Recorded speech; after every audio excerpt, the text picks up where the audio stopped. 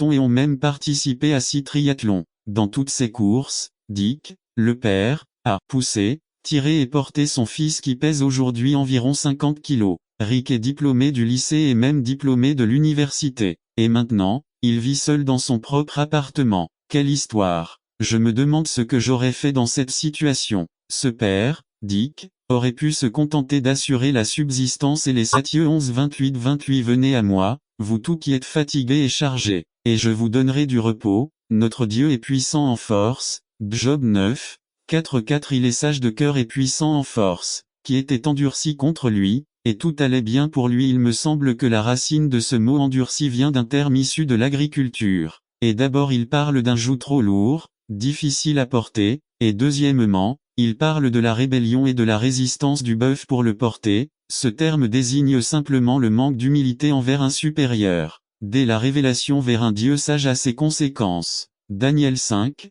18-21-18 Le Dieu très haut, au accent circonflexe roi, a donné à Nebuchadnezzar, ton père, le royaume et la grandeur, la gloire et la majesté, 19 Et à cause de la grandeur qu'il lui a donnée, tous les peuples, nations et langues tremblaient et craignaient devant lui. Il tuait qui il voulait, et qui il voulait, il donnait la vie. Il exaltait qui il voulait et il humiliait qui il voulait mais quand son cœur s'enorgueillit et que son esprit s'endurcit dans son orgueil, il fut déposé du trône de son royaume et dépouillé de sa gloire 21 Et il fut chassé du milieu des fils des hommes, et son esprit devint semblable à celui des bêtes, et sa demeure était avec des ânes sauvages. Ils lui firent manger de l'herbe comme un bœuf, et son corps fut mouillé de la rosée du ciel, jusqu'à ce qu'il reconnaisse que le Dieu très haut domine sur le royaume des hommes et qu'il y place qui il veut. Proverbe 29:1 L'homme qui endurcit son cou lorsqu'on le réprimande sera soudainement brisé, et il n'y aura pas de remède pour lui. Conclusion Un Dieu sage ne fait pas de mal, un Dieu sage apporte la sécurité.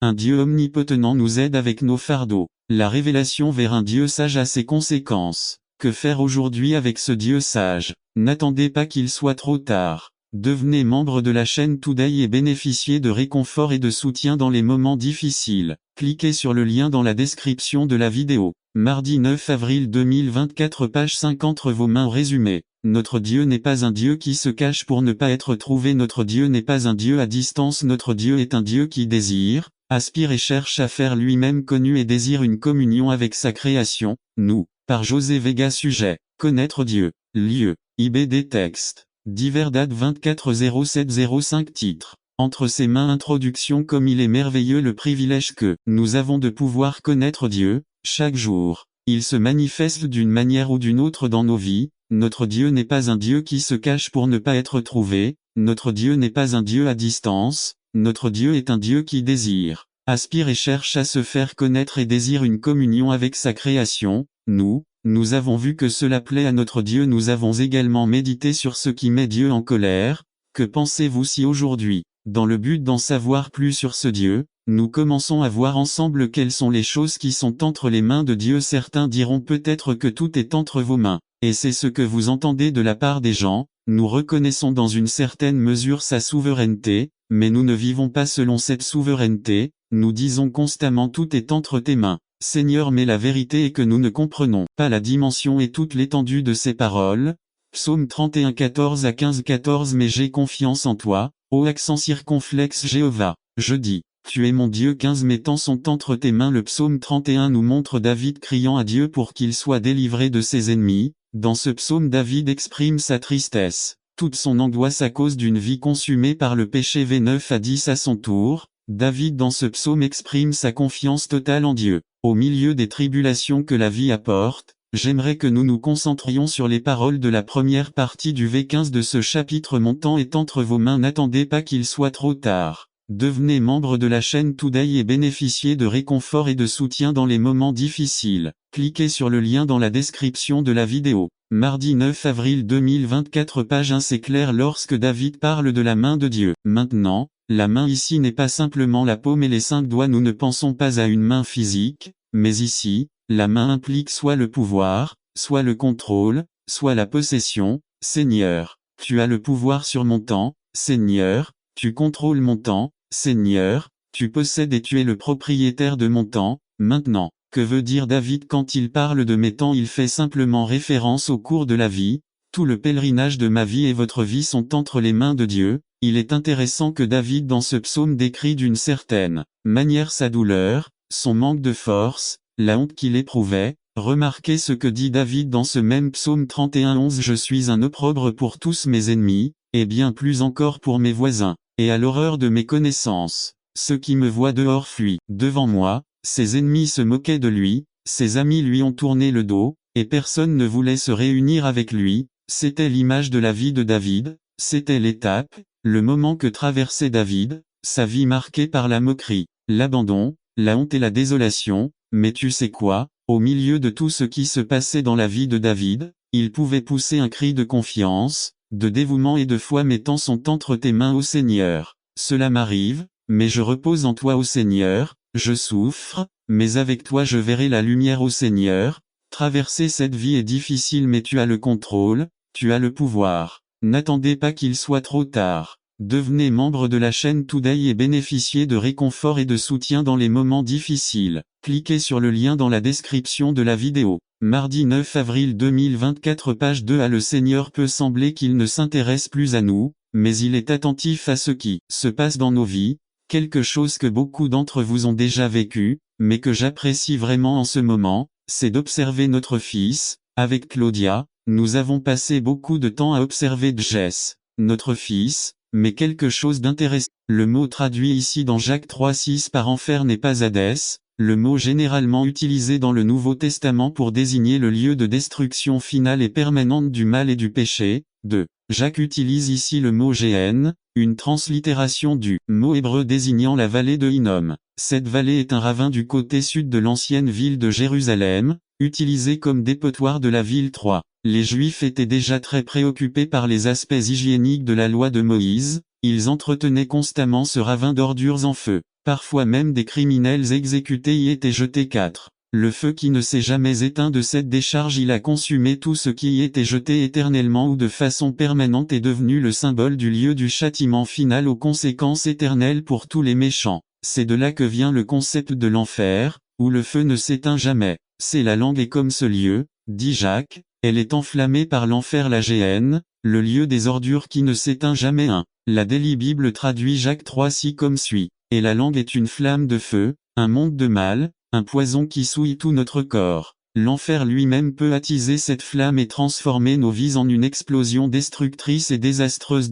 Pensez que ces paroles s'adressaient à une communauté dite chrétienne si tôt dans l'histoire de l'Église chrétienne est une véritable tragédie. 3. De telles paroles ne devraient jamais être adressées à un groupe qui prétend avoir accepté le Christ Jésus, à une communauté qui prétend aimer Jésus mais surtout à une communauté qui croit faire partie d'un reste de Dieu sur cette terre. 4. Le conseil de Saint Paul dans Colossiens 4:5-6 est aussi approprié aujourd'hui qu'il l'était lorsqu'il l'adressa pour la première fois aux frères de Colosse. Marchez prudemment envers ceux qui sont dehors, rachetant le temps. Que ta parole soit toujours agréable, assaisonnée de sel, afin que tu saches comment il convient de répondre à chacune. 5. Le sujet d'aujourd'hui ne s'arrête pas là. Nous ne pouvons pas tirer une conclusion complète, puisque Santiago n'attendait pas qu'il soit trop tard. Devenez membre de la chaîne Today et bénéficiez de réconfort et de soutien dans les moments difficiles. Cliquez sur le lien dans la description de la vidéo. Mardi 9 avril 2024 page 4 Encore quelque chose à nous dire sur le langage. Dans le même chapitre 6, le sujet suivant, basé sur Jacques 3:7-12, nous présente une dernière illustration. Là, Jacques nous donne des conseils pratiques sur l'utilisation de la langue par un croyant. En attendant, n'arrêtez pas de prier et de lire votre Bible. Nous avons hâte de vous voir la semaine prochaine. N'attendez pas qu'il soit trop tard. Devenez membre de la chaîne Today et bénéficiez de réconfort et de soutien dans les moments difficiles. Cliquez sur le lien dans la description de la vidéo. Mardi 9 avril 2024 page 5 Dompteur d'animaux, qu'en est-il du langage? Résumé. La capacité d'un humain à apprivoiser une baleine mais pas sa langue. Par Carlos Camarena Dompteur d'animaux, qu'en est-il du langage? Texte. Jacques 3:7-12 Lecture de la Bible. Psaume 62 5-8 par Carlos et Camarena Introduction à bienvenue dans une étude supplémentaire de l'épître intrigante de Jacques. Dans le dernier sujet, Jacques nous a présenté en détail le sujet introduit au chapitre 1:26. Si quelqu'un parmi vous pense qu'il est religieux et ne retient pas sa langue mais séduise son cœur, Sa religion est vaine. Dans notre étude de la semaine dernière, chapitre 3 1 à 6, la langue a été comparée à la bride d'un cheval, au gouvernail d'un navire et à l'étincelle d'un feu de joie. Le frein et le gouvernail sont deux objets qui contrôlent des instruments puissants. L'étincelle est fatale lorsqu'elle devient incontrôlable. La langue aussi d'eux. Ces petits objets ont servi d'illustration pour démontrer que la langue a aussi le pouvoir de construire ou de détruire, d'encourager ou de déprimer, d'élever quelqu'un au ciel ou de le tirer vers la terre. Voir Psaume 73 9-3. Tout progrès de l'Église se fait grâce à la langue. D'un autre côté, tout retard de l'Église a aussi ses racines dans la langue. L'harmonie dont jouit l'Église est due à la langue. La division ou la désunion qui se produit dans l'Église est également due à la langue. 4. Dans le sujet d'aujourd'hui, Santiago utilise une autre illustration du monde naturel, la capacité de l'homme à apprivoiser et même à domestiquer les bêtes sauvages et les monstres marins, les animaux qui rampent et d'autres qui volent d'eux. Les bêtes sauvages et la langue à Jacques 3:7. Car toute espèce de bête sauvage et d'oiseau, de créatures rampantes et d'animal marin peut être apprivoisée et a été apprivoisée par la race humaine. 1. Parlant de l'homme, le psalmiste s'exclame dans Psaume 8 6-8. Tu lui fais dominer les œuvres de tes mains. Tu as tout mis sous ses pieds, 7 tous les moutons et les bœufs, ainsi que les bêtes des champs, 8 les oiseaux du ciel et les poissons de la mer, tout ce qui passe par les sentiers des mers. 2. Santiago semble mortifié par le fait que l'être humain soit capable d'apprivoiser, de domestiquer toutes sortes d'animaux sauvages, depuis les reptiles jusqu'aux vipères et aux iguanes et les créatures marines. Qui sait si à l'époque de Santiago il y avait déjà un monde marin où l'on dressait la baleine chamu, les dauphins, les lions de mer et les phoques. 3. Santiago est consterné de constater que les êtres humains déjà à son époque avaient la capacité de lutter contre les bêtes sauvages, et pouvaient même entrer dans la mer et apprivoiser les bêtes marines, mais en même temps il était incapable d'apprivoiser sa langue. N'attendez pas qu'il soit trop tard. Devenez membre de la chaîne Today et bénéficiez de réconfort et de soutien dans les moments difficiles. Cliquez sur le lien dans la description de la vidéo. Mardi 9 avril 2024 page 1-4. Jacques 3,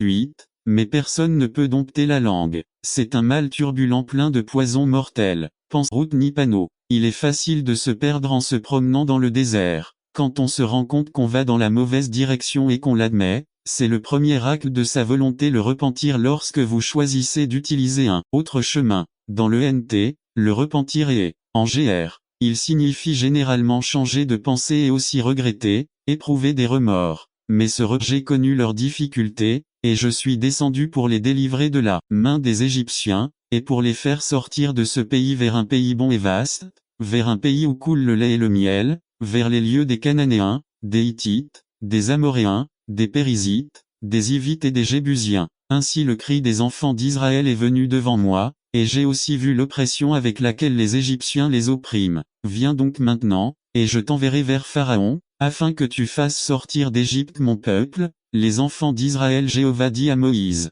j'ai un plan, prépare-toi, je vais envoyer vous pour libérer Israël. IV. Message prophétique. Il est temps, dit l'Éternel, il est temps de posséder la terre promise, il est temps pour vous d'obtenir votre propre identité. Je suis celui qui vous comble de riches bénédictions, je magnifierai votre nom, et vous sera une bénédiction, je multiplierai ta postérité. Ne crains pas, car je suis avec toi, je te donnerai le pays sur lequel tu reposes, voici, je le suis. N'attends pas qu'il soit trop tard. Devenez membre de la chaîne Today et bénéficiez de réconfort et de soutien dans les moments difficiles. Cliquez sur le lien dans la description de la vidéo. Mardi 9 avril 2024 page 2. Avec toi et je te garderai partout où tu iras, et je te ramènerai dans ce pays, parce que je ne te quitterai pas avant d'avoir fait ce que je t'ai dit. N'attends pas qu'il soit trop tard. Devenez membre de la chaîne Today et bénéficiez de réconfort et de soutien dans les moments difficiles. Cliquez sur le lien dans la description de la vidéo.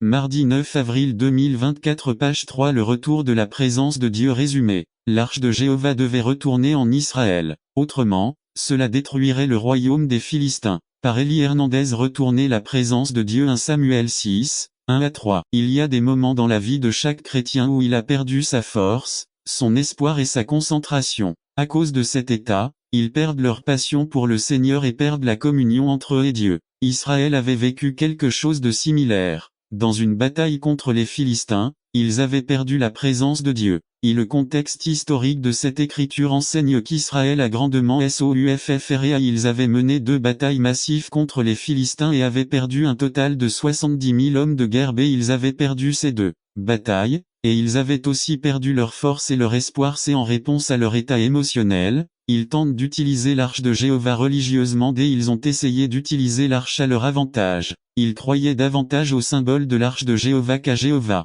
En conséquence, les Philistins se sont battus contre eux et, après avoir gagné, ils ont volé l'arche de Jéhovah des mains d'Israël. Lorsque le prêtre Élie apprit la nouvelle de l'arche, il tomba sur le dos, se brisa le cou et mourut. La perte d'Israël fut très grande. 2 batailles. Un total de 70 000 soldats. 2 leur force et leur espérance. 3 l'arche de Jéhovah et 4 le prêtre Élie la voix de Jéhovah. 2. Où était l'arche de Jéhovah? La Bible ne nous dit pas grand-chose, mais nous savons qu'à aucun moment Israël n'a tenté de la secourir. Et l'arche de Jéhovah était très importante pour l'avenir d'Israël. 1. Elle représentait la présence de Dieu. 2. C'était un symbole de victoire divine. 3. Ceci, entre les mains des ennemis, pourrait signifier la défaite du peuple de Dieu. Les Israélites n'avaient pas beaucoup d'intérêt pour l'arche de Jéhovah, leur intérêt était très minime. N'attendez pas qu'il soit trop tard. Devenez membre de la chaîne Today et bénéficiez de réconfort et de soutien dans les moments difficiles. Cliquez sur le lien dans la description de la vidéo. 9 mars, avril 2024. Page 1c. Depuis longtemps Jéhovah s'était manifesté à travers l'arche.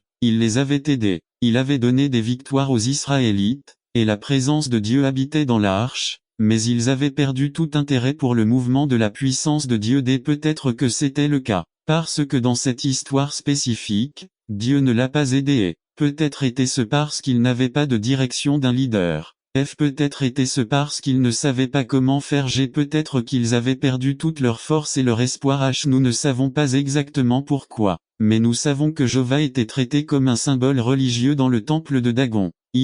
Comment l'arche de Jéhovah est-elle retournée à Israël? N'est pas retournée à Jéhovah, Jéhovah est revenu à Israël. Jéhovah détruisait pas Noël, ce n'est pas la mort sur la croix, c'est la résurrection. Parce que c'est là que le Christ a vaincu la mort, c'est là qu'il a confirmé une fois pour toutes qu'il est le Dieu vivant, le Dieu qui peut contre tout, y compris la mort et la tombe. Paul l'explique d'une autre manière. Dans 1 Cor 15-12-19 lire. Ici, Paul parle de la nécessité et de l'importance de la réalité de la résurrection du Christ. S'il n'est pas ressuscité, alors il n'y a aucun espoir. 13,14-17 Il n'y a aucun espoir. Si Christ n'était pas ressuscité, nous ne pouvons rien attendre du monde à venir, et notre espérance ne peut être que dans ce monde. V19. Si notre espérance n'appartient qu'à ce monde, nous sommes, selon Paul, les plus malheureux de tous les hommes. Si tel est le cas, pourquoi ne pas vivre comme ceux qui, parce qu'ils rejettent Christ, n'ont aucun espoir? Mais comme nous l'avons déjà vu,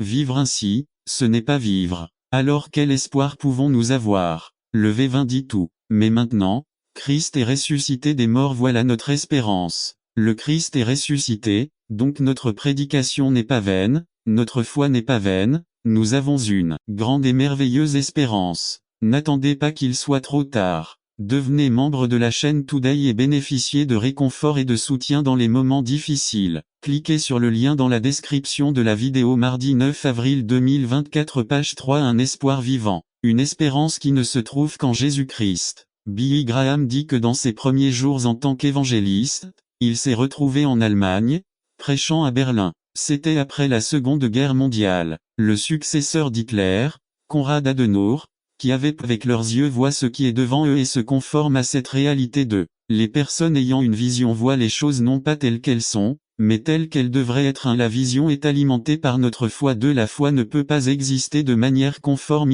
Hébreux 11.1 Or la foi est la certitude de la substance des choses qu'on espère. La conviction, la démonstration des choses qu'on ne voit pas. La foi ne peut pas fonctionner lorsque nous nous conformons à la situation actuelle. La foi est la conviction que mon état actuel est temporaire. Parce que j'ai été appelé à être un leader du niveau suivant. La foi fonctionne lorsque je continue à marcher après le objectif. La foi me dit que je grandis. N'attendez pas qu'il soit trop tard. Devenez membre de la chaîne Today et bénéficiez de réconfort et de soutien dans les moments difficiles. Cliquez sur le lien dans la description de la vidéo. Mardi 9 avril 2020 Formez votre esprit et qu'il y a beaucoup d'indécisions et que Dieu a besoin de personnes qui ont une seule façon de penser, celui du Christ. Alors Élie, s'approchant de tout le peuple, dit, « Jusqu'à quand hésiterez-vous entre deux pensées? Si Jéhovah est Dieu, suivez-le. Si Baal, poursuivez-le. » Et les gens n'ont pas répondu un mot. 1 Roi 18-21 King James version. Dieu promet de prendre soin de vous et de vous donner de bons conseils en permettant à Dieu de commencer à vous instruire et à vous enseigner.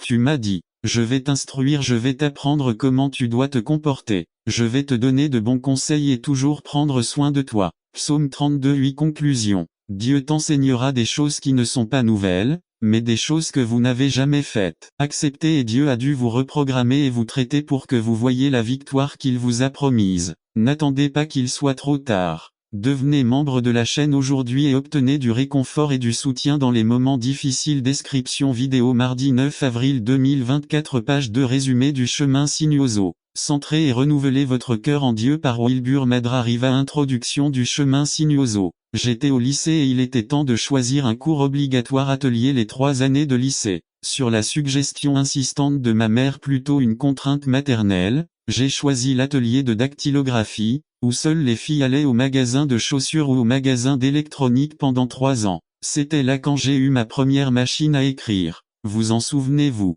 Je me souviens de la première fois que je l'ai utilisée, j'étais vraiment excité. Le temps a passé et plus tard, au lycée, j'ai pris les devants avec une machine électrique. Quelle merveille! Pouvoir effacer vos erreurs d'une simple pression sur une touche. Bien sûr, il y avait l'inconvénient que le ruban adhésif et bien sûr le correcteur s'épuisaient très rapidement. Ce n'est qu'en première année d'université que je me suis retrouvé face à face avec un ordinateur personnel. Avant je ne les voyais que dans des films et dans des centres commerciaux très prestigieux. Et grâce à beaucoup d'efforts, j'ai pu acheter mon premier ordinateur. Il disposait de 250 Co de mémoire RAM. Je n'avais pas de disque dur et je n'avais que 2 lecteurs pour ces grosses disquettes. Il y avait ces moniteurs monochromes verts. J'étais émerveillé par tout ce que je pouvais désormais faire avec mon ordinateur et mon imprimante matricielle, celles qui font un drôle de bruit lors de l'impression. C'était en 1986. Depuis lors jusqu'à aujourd'hui, c'est incroyable tout ce qui existe en termes d'électronique et d'informatique et je n'ai pas la dernière technologie. Cela ne cesse de m'étonner et parfois on se demande où cela va finir. La technologie avance à un rythme vertigineux. Au cours de notre courte vie, nous avons été témoins d'incroyables changements et avancées technologiques et nous ne vivons pas dans un pays hautement technique. Mais les progrès technologiques ont un impact sur tous les domaines de la vie humaine. Vous souvenez-vous de l'époque où vous regardiez la télévision en noir et blanc et où vous deviez vous arrêter pour changer de chaîne? Désormais, la clarté de l'image et du son est impressionnante et d'une simple pression sur un bouton, vous contrôlez l'appareil. Vous souvenez-vous des cassettes et du long play, disparus? Ils ont été remplacés par Sa Majesté le CD, puis sont arrivés les DVD qui sont désormais démodés. Vous souvenez-vous de la première fois que vous avez vu un téléphone portable? La première fois que j'en ai vu un, j'ai été étonné, mais c'était une brique et il y avait une très longue antenne. Désormais, un téléphone portable peut s'adapter n'importe où et peut faire presque tout. Vous souvenez-vous de l'époque où vous écriviez des lettres et les envoyiez par courrier et attendiez des semaines avant de connaître la réponse de vos destinataires?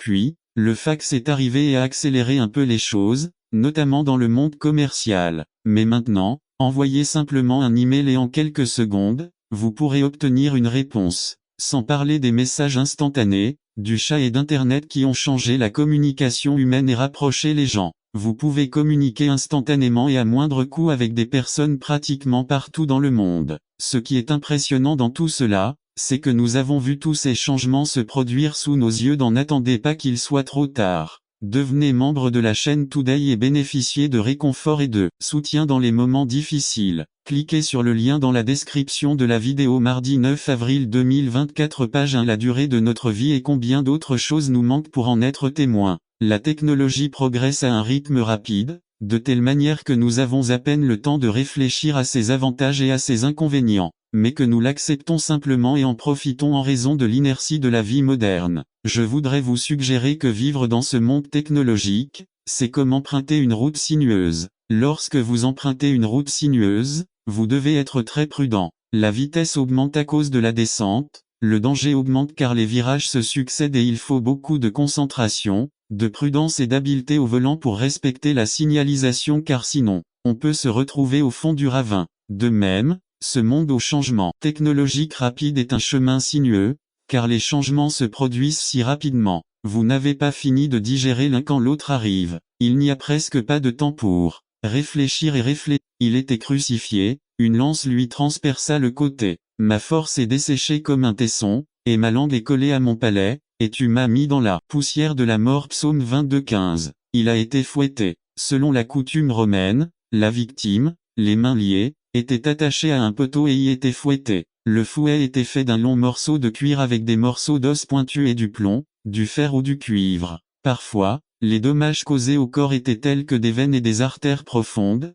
des os, parfois même des entrailles et des organes internes, étaient exposés. De nombreux condamnés sont morts sous le fouet. D'autres ont perdu connaissance et se sont évanouis. La chair déchirée et la perte de sang provoquèrent une fièvre délirante et une soif incontrôlable chez la victime. À la crucifixion, c'était le tourment le plus douloureux et le plus humiliant de tous à cette époque. La mort par crucifixion était si terrible qu'elle ne s'appliquait qu'aux esclaves et aux étrangers, jamais à un citoyen romain. Le condamné était obligé de porter sa croix jusqu'à ce qu'il atteigne l'endroit désigné, lui faisant emprunter le chemin le plus long possible. On lui fit parcourir le plus grand nombre de rues pour montrer et annoncer son crime et sa sentence. C'était pour donner une leçon au peuple et d'autre part pour que les gens, en le voyant, dans cet état, s'il y avait quelqu'un qui pouvait l'aider ou témoigner en sa faveur, soit encouragé à apporter la contribution réservée à l'Éternel, et tous ceux qui possédaient du bois d'acacia pour un travail de service l'apportèrent 25, et toutes les femmes habiles filaient de leurs mains,